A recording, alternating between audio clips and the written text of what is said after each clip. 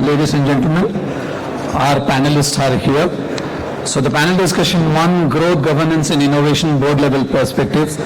May I kindly request the following dignitaries to join us on stage. Mr. Mallikarjuna Rao, former MD and CEO, Punjab National Bank and Allahabad Bank, and our session moderator for the day. To be joined in by Mr. Arjun Chowdhry, MD and CEO of Grihum Housing Finance. Mr. Shekhar, Bhandari, President and Business Head of SME Banking, Kotak Mahindra Bank, and Mr. Sanjay, Narkar, Director, Indian Clearing Corporation Limited. Welcome, distinguished dignitaries. The topic of the panel discussion is Growth, Governance and Innovation, Board Level Perspectives. Thank you, gentlemen. See, in the current environment, in the banking and financial sector space, while we've seen many challenges in the last, you can say 1 decade or 2 decades, predominantly technology taking great imprint on the banking space or financial sector space. Ever since it has started taking that impact, all processes related to banking at the operational level, at the regulatory level, and even at the board level when they are looking for growth or whatever it is, it has undergone change. Undergone change because models had to be rewritten because of technology, regulation had to be reworked out because of technology, and even business had to be relaid down because of technology. So this change has really brought about a complete shift, whether we call it the 360-degree view or a complete change from what we have been doing banking in the last 4 years. So the greatest challenge comes at the board level first. While operating area people, they are migrating themselves from the working environment, what was there and what is there and what is in store for future. Their migration is because they have been working there. But the greater challenge comes at the board level for their understanding how the change is taking place and how they can guide by sitting at the board, not compromising on the control measures, whether it is coming from the regulatory requirement or even regulator cannot give you guidelines covering everything. They can only give you principle-based regulation. Operational activity ultimately has to be driven by the boards if there is any control required within those principles of the regulation. There lies a challenge at the board level. Without compromising on the growth, without compromising on the innovation and even control. These are the areas, governance and control. Now I would like to touch upon first growth. Now this is the environment to set the context that I have spoken about. So I would like to ask Mr. Shekhar, how do you take care of growth without compromising on other areas? I am not coming to the regulation at this point of time, but even growth in the changed environment of technology appearing everywhere. How do you look at that, whether it is for your organization or in the segment of the banking and financial area? At the board level, how can we see that we can provide the guidance to see that the growth is always in line with what is expectation or what is available at the market level? Yeah, thank you. And if you were to see from the board's perspective, growth becomes one of the most critical areas besides governance and control. Trust is what the entire financial institutions stand for, and technology is the one which probably has to be steered to ensure that growth, innovation and governance, I think, are integrated in the entire system to ensure that you can do. Coming back to the growth part, I'll tell you that India is the fastest growing economy. World is looking at all the countries which are there for growth, and banking and financial institutions become the most important partners for growth. So whether it is for the country or for the institutions, growth becomes the prime thing, taking into account the governance is always there and the innovation index which contributes to growth. I'll take 2 or 3 good examples in terms of the entire part. Growth requires speed, growth requires simplicity. Many institutions in the country, I think, have gone to technology to have that speed and simplicity actually, I think, put in. Something which used to happen and take probably 3 days earlier, example, opening a bank account happens in 3 minutes now, and something which used to take 30 days to process a loan probably happens again in, I think, a few minutes. The higher set of loans which used to take months now happens in days, and a request for processing a housing loan or a personal loan, I think, happens significantly faster, with governance incentives being there and the controls being there.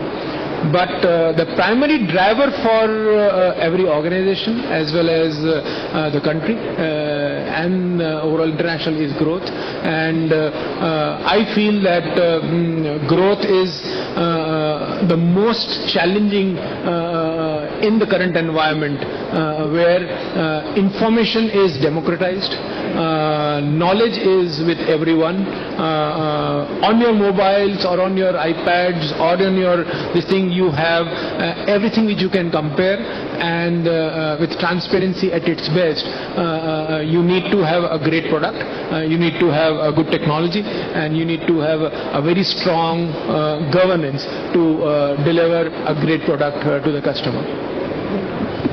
Before coming to you, Arjun, on the same point, I would like to add 2 more points. See, in the recent budget or pre-budget announcements, government or finance minister had an ambition that at least few banks, maybe a couple of banks, should be in the reckoning across the globe to figure in top 10. That is the ambitious objective the government is looking for. Based on India being the fastest growing economy in the globe at this point of time, even when the war broke out in the recently, still IMF and World Bank, they still hold that India has the potential to grow. But if you really look at the GDP growing without adjusting the inflation, that means the real GDP value, when we compare, even though we are 4th largest growing economy at this point of time, when we compare with China, there is a large variation. Probably we are at 20%, 18%, something like that to the GDP of China. Though the growth percentage at our level is higher than them. So even if they grow at 2%, their addition will be very huge. Even if we grow at 20%, our addition will not be very huge. So if you look at from that perspective, organic growth within the banking sector, considering the GDP growth, suppose GDP grows at 10%, we may look at maybe 16 to 20% credit growth in the country if the potential is available there, not more than that. Still, it will be a long way to go to reach that ambition, figuring a couple of banks to be in the top 10. So that is one at the ambitious level. Second, in spite of all these setbacks what was coming at the global level, whether they convert into tailwind or headwind, we don't know. Some of the areas could be tailwind where opportunity may be coming to India. Some of them may work as a headwind. Overall, if you look at the economy, oil is proving to be a tough area. Now, under these circumstances as well, when it comes to you as a housing finance company CEO, when you want to guide your team along with the members of the board to stick to the growth what you have projected, looking at the the kind of potential available, how do you see that? So that's an excellent point. In fact, this is something that we look at practically every day. In housing finance, I'll just give you a very interesting statistic. So while we are the largest growing major economy, and even despite these recent geopolitical challenges, we are still, we'll see what the RBI comes out with tomorrow, but we will be in the 6.5, somewhere between 6.5 and 7.5% growth, which is very, very good for a country of our size and with our challenges and given the geopolitical situation. Despite that, we find that mortgages as a percentage of our GDP is amongst the lowest of any large economy. So when we talked about the fact that we need to reach a point where some of our banks and some of our financial institutions need to get into the top 10 in the world, I think that ambition is based on 2 things. One is our economy is growing at give or take 7. typical wisdom, general conventional wisdom suggests that financial services grow between 2 and 2.5 times of that. So we will have that growth of somewhere in the 15 to 18% range. The second is, in that economy itself, financialization and penetration of formal financial services is still low. So that's actually a massive tailwind for an economy like ours. If we have 11% in our, if mortgages represents 11% of our GDP, so now when you look at the fact that we're 11, and I remember all of us look at the US for comparison, and probably that's too high, but that number is 130%. So the mortgage industry over there and the outstanding over there is more than the GDP itself, and we are 1/10 of it or 1/9 of it. So between the fact that our economy will grow and the fact that formal financial services, even within that fast-growing economy, has to grow in terms of penetration, I think we've got probably the best kind of platform. Specifically to housing finance, this is something that I tell both my team and my board practically every single day, that we could not hope for a better macro picture. In addition, I agree entirely with what Shekhar said. I think the use of technology and the use of digitization, even in a business like mortgages, where most people perceive mortgages to be the most paper-based out of all financial services.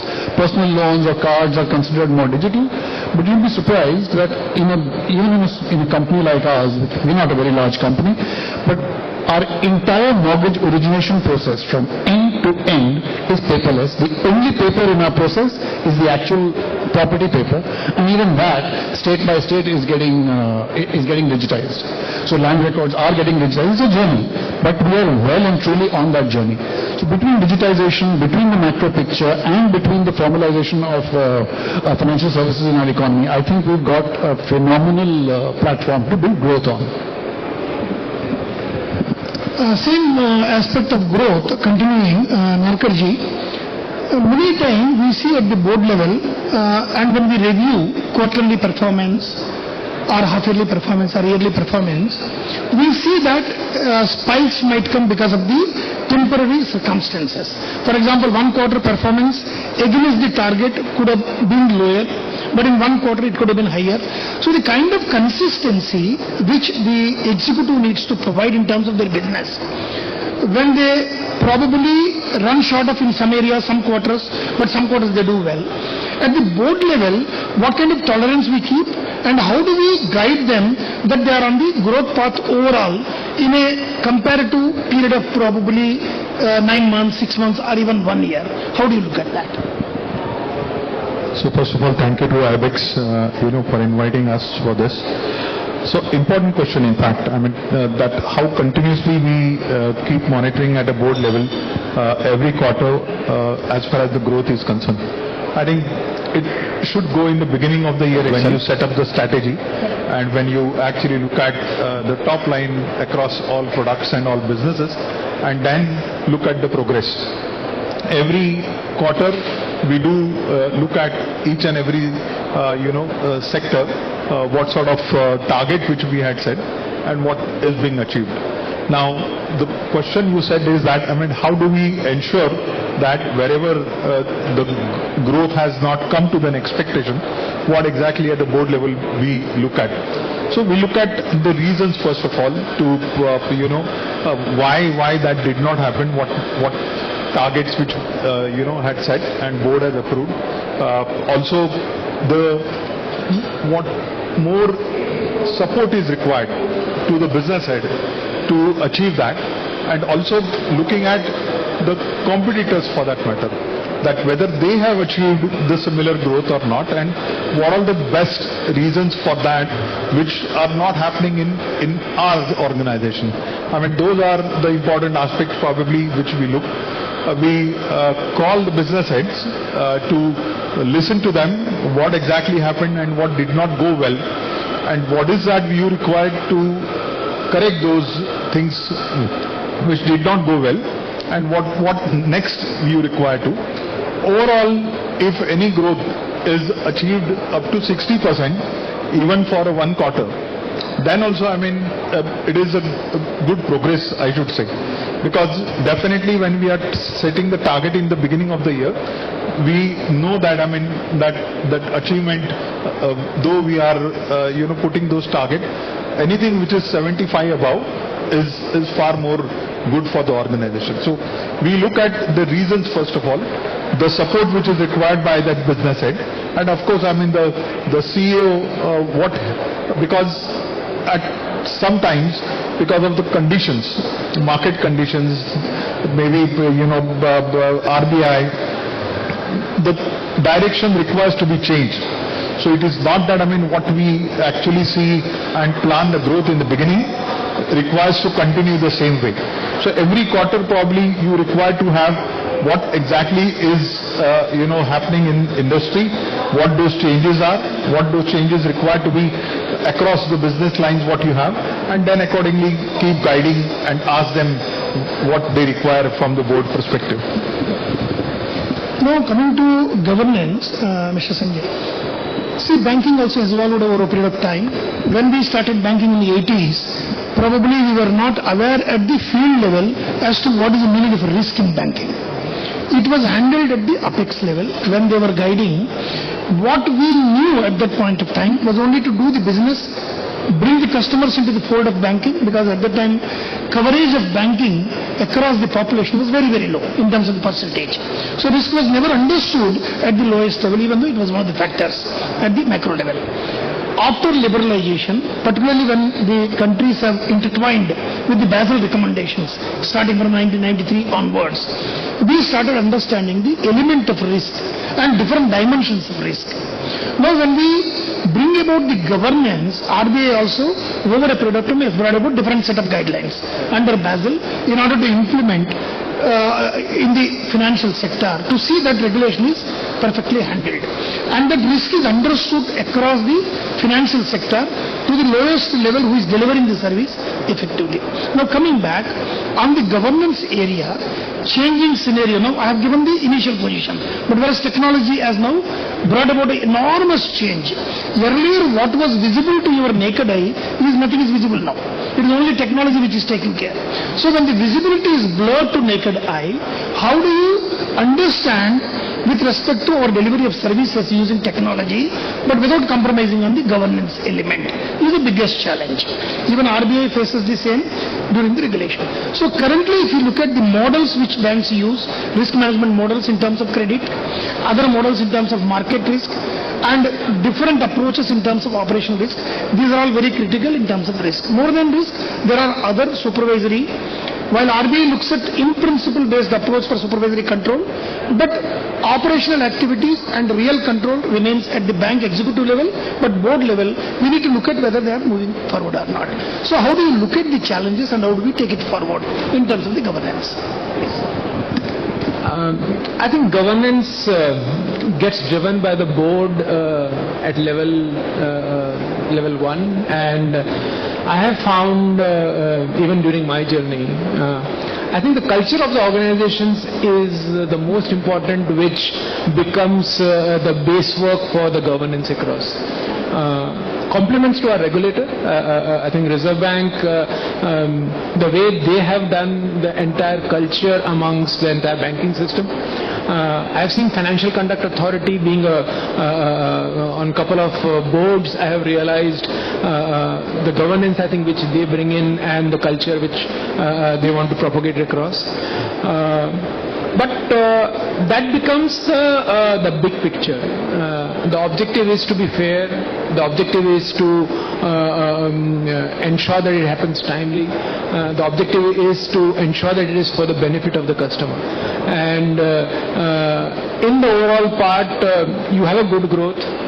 You need to ensure that the growth comes to the various aspects. Innovation becomes an important part. And with technology entering the entire arena, the risk of fraud, the risk of securities, I think becoming higher. actually the governance from the board has increased significantly. Besides the knowledge of regulations, you require a knowledge of technology, and I think what all it can hamper. Firewalls becomes the most important asset, and the resistance of each one of those becomes important.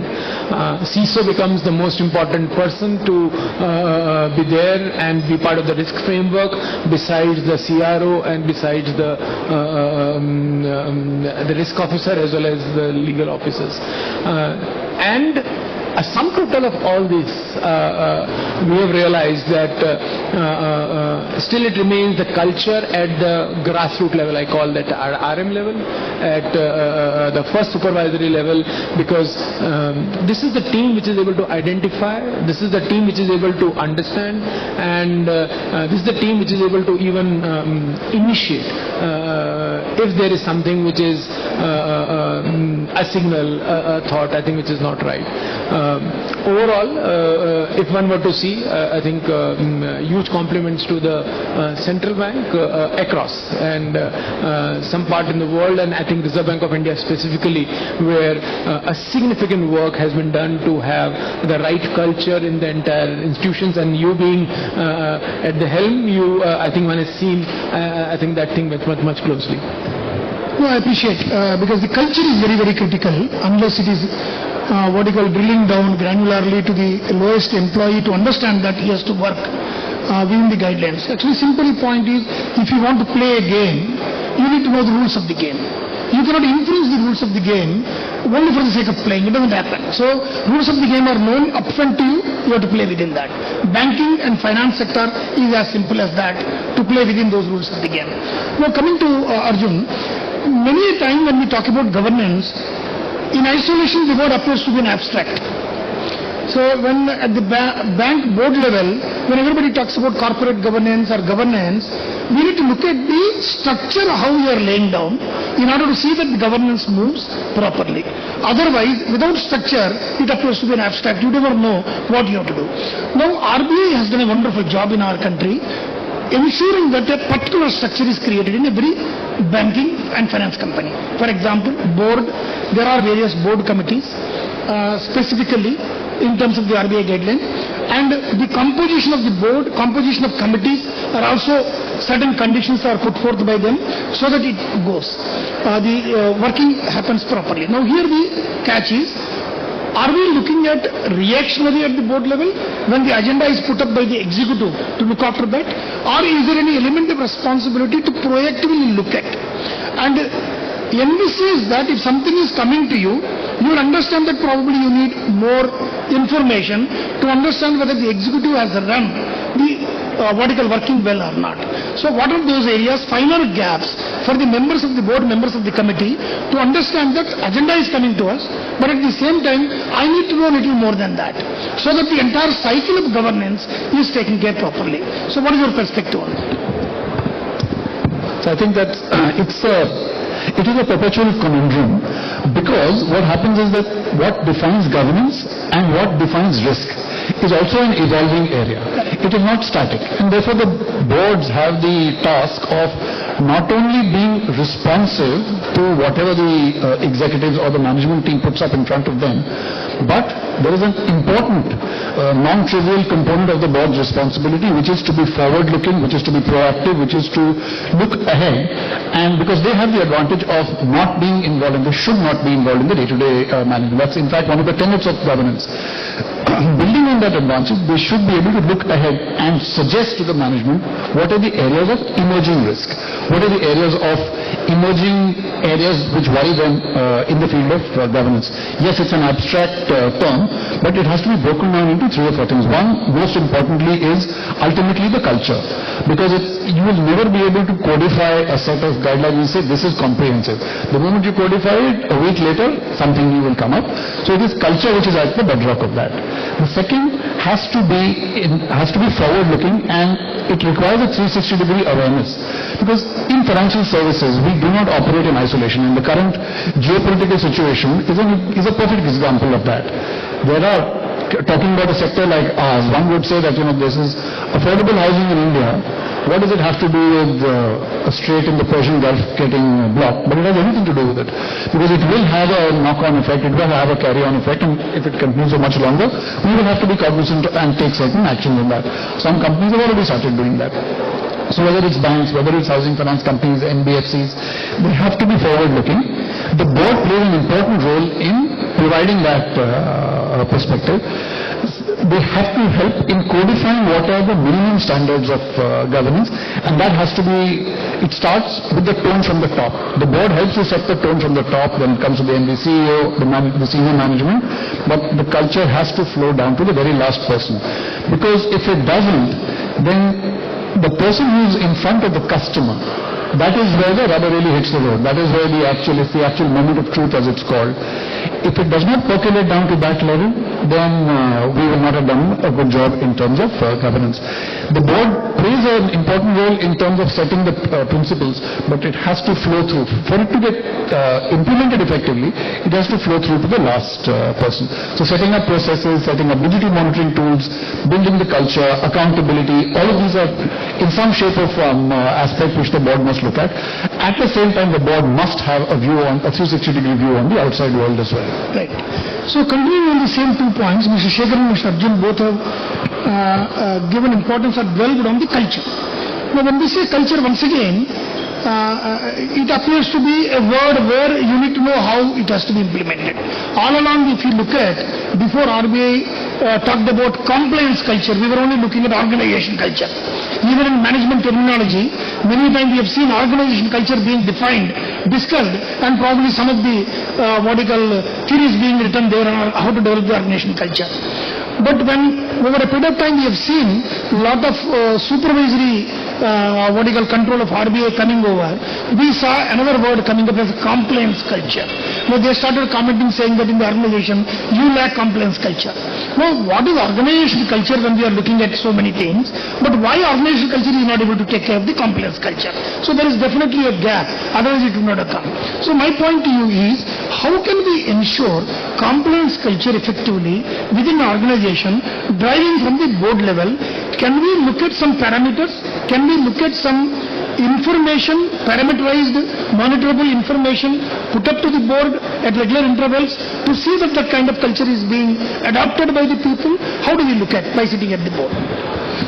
Good question. What probably, I will tell my experience, with my last bank, in fact. So what we did is that we know that, this culture, it is going to be that not easy, for people to adopt.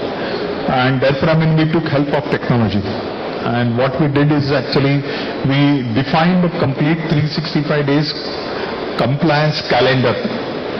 And then we divided that each compliance into the teams, those who will actually require to respond and complete that compliance. And then we put that into the calendar of people, So because unless and until somebody reminds you, that doesn't become a culture. I have my own way of looking. Someone else is having own way of looking. But at the organizational level, when you have to drive a culture, and that too with the governance, then you require some kind of a discipline and some kind of, reminder also. That, this is done, this is not done, this is due. And then what we actually did is that beginning of the month, it comes as a, KRA, KPIs for all the business heads, that during the month, what all kind of compliance and the governance falls in your area, which you are supposed to, look at with what kind of a target date. And then probably the entire quarter report comes to the board, by which, which of the compliances, first of all, the statistics of not done or to be done, pending, or how long, it has overdone, all that comes. And then probably which of the compliances or which of the governance which initially, the management has thought, why we see that, it is getting difficult for business or the operations to really comply with that. All those reasons, first of all, there are always reasons that, this is actually not understood. Okay, because what happens is that, every week almost the RBI or for that matter SEBI, some or other circular is coming. And understanding of that circular and then the action of that circular, it becomes a kind of I thought that, that department will do it. This is probably so one need to know that, all that understanding has happened correctly down to the level and people have understood.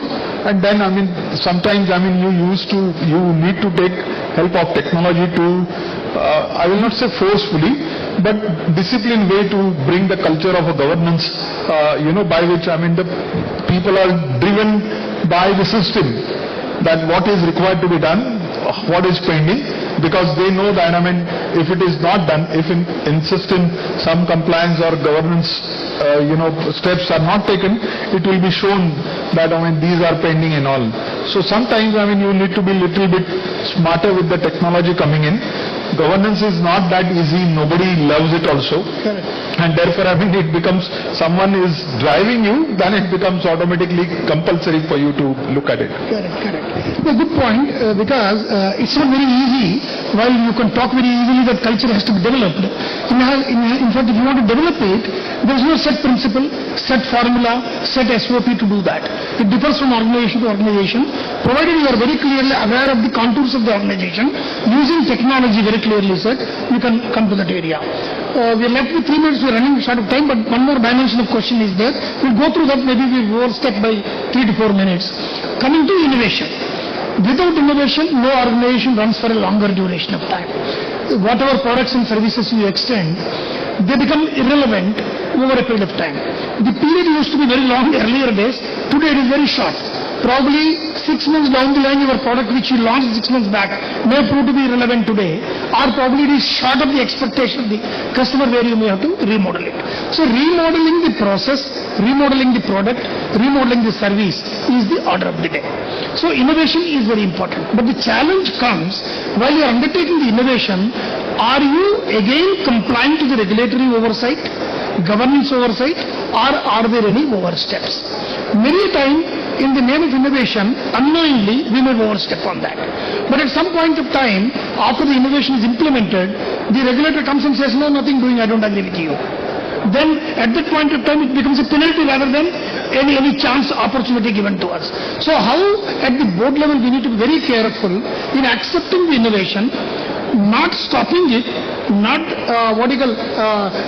becoming any clog in that, but then you need to move forward, but an oversight where innovation becomes a very smooth transition in working with the organization. Second, to stop you. I think a very important point, and I would like to quote one of the classic experiences in a board meeting, where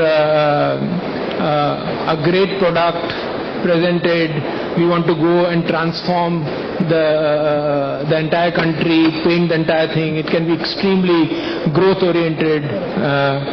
Rightfully, I think the board members come and ask you that does it meet all the regulatory framework? Our answer is yes. And then you explain the regulations that it is. I think Uday comes in and asks that, I think, let us define, I think, what the board expects. He said that in a tennis match,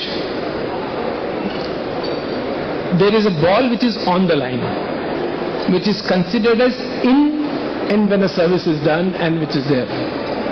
At the board level, let us tell you very clearly, our vision is when it is clearly from the naked eye that it is within the court, rather than from the extra camera or the extra cam which we have to edit. Wonderful. So the scope of interpretation is completely removed. So I don't require a third person to tell me Absolutely. that you are right. I guess a very, very important insight and a very, very important point from the point of view of driving growth, very innovative way, but a very good governance culture or a thought, I think, which comes in and which makes rightfully the business heads, the presidents, the CEOs to be very clear that are you meeting that guideline? If you are meeting that guideline, that's what we stand for. There are many organizations which may think the other way around. They may be happy with the line, or they may say that I think even if it is grey, I think we can. To me, I think innovation, everyone has great part. Again, I think great framework as far as the country is concerned in terms of digitization, having the rails which are put in place. Special compliments for I think NPCI and the government to have that things in place. So that I think that is a good government infrastructure which is available to us to make good, innovative, fantastic products. It is important that it should be within regulations and should be offered to the customers accordingly. Very good. Your perspective, Arjun. So I think innovation is necessary, you're absolutely right, because an organization which doesn't innovate, especially in a sector like ours, will soon become redundant and customers will then move on. I completely agree that there is no scope for interpretation, and actually I like that example which Shekhar gave, that it's not, if it's on the line, it's out. It has to be well within the line. In addition, because innovation is an ongoing process. In addition, a very important thing is when a company or a team within the company innovates, governance and compliance has to be part of the first design principle itself. It cannot and should not be an afterthought. Like, let's make the product first, we'll figure out compliance later. No. Time after time we have seen examples in our country and elsewhere as well that if you don't design a product which is top-notch in terms of governance has many things to it, not just regulation, and completely compliant in terms of regulation, that product will end up having a reasonably short life. At some point in time it will get called out, it will get shut down, or as you said, there will be a regulatory mandate or something like that. Therefore it is imperative, and this is where the board and the senior management plays a very important role by explaining to the teams that are tasked with this, that are at the ground level developing products for customer benefit, that while they do so, it should be a part of the initial thinking itself. When that first Scrum team or Agile team sits down and starts figuring out what is the customer need, at that time itself they must start building the compliance structure for that product. It cannot be built as an afterthought, because then it will never succeed, it will never be sustainable. So it's something we need to ensure from the top down. Correct.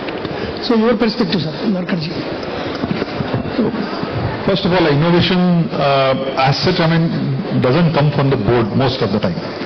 It comes from the people, those who are working, and their thinking and their ideas are most important. So it comes as a culture, first of all. So that is one part. Second part is that there are now the participation is also important. That means entire innovation cannot be done only by the bank or only by the organization, but there are fintechs, those who also require to participate. They have great ideas as far as innovations are concerned. So you should build that culture of fintech participation also. At the board level, probably the initiatives which are taken on these two, with the framework of a governance and whatever the compliance which is required, because nowadays, you need to see with DPDP coming in, the data protection to happen. Also, when you are participating with technology, you are using a lot of APIs which are open APIs as far as the outside world is concerned. All those aspects are also there. They come in a framework. So you need to see what those initiatives are at the board level. Are they also complying with these parameters which are set? And at the same time looking at the cost, because many times POCs are actually sometimes expensive. You are able to get their results not tangible, and that becomes a challenge. And therefore, at a board level, we should actually look at that the culture is set, the initiatives are getting completed, and they are getting implemented. Those are the important aspects at the board level. No, I agree with you. With the point what you have risen, I'll recall the statement of Governor Das. What he said was, RBI has a regulatory oversight on all the banks which are there. But on fintechs, they don't have oversight. Yep. Whereas, we are opening APIs to many fintechs. Yes. Now, in the banking, there is a structure of implementation required in terms of information security. Same thing is not applicable fintechs. But when we are opening our door through the API, he can sneak inside and create havoc for us. So that is where again the governance at the board level comes. So when you're opening the door, whom you are permitting, what is the structure you are allowing, and what kind of transactions it can take place, these are all very critical areas. That's why I said, RBI may not be having complete structural control by giving you very detailed guideline, but they can only give you a principle-based approach. But when we open APIs in the name of innovation and business, we need to be very careful. Well said. I appreciate the contribution of all the panel members. While it is a very important subject for discussion of growth, governance and innovation, at the board level, how do we drive? It doesn't give solutions if we discuss only for 45 minutes. But our intention was to trigger the mind on critical areas so that those who are responsible at the board level will look creatively besides the structure what is available in front of them. A lot of structure is there mandated by regulator in financial institutions, but beyond that we need to look at whenever certain things come at the board level, whether we are on the right side or wrong side. Once again, thank you very much for the insights provided to all of you. Thank you. Thank you for a wonderful session, dignitaries on stage. May I request Rao sir to hand over mementos as a sincere appreciation of the efforts of your fellow panelists. Thank you very much. A memento to Mr. Arjun Chowdhry, MD and CEO, Grihum Housing Finance. Mr. Shekhar Bhandari.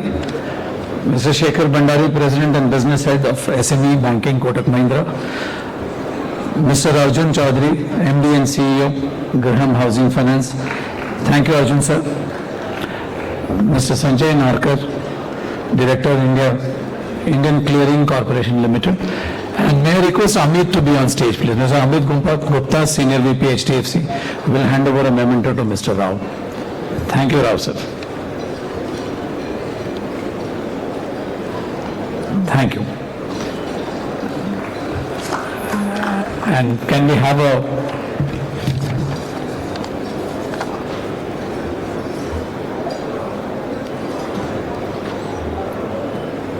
Thank you.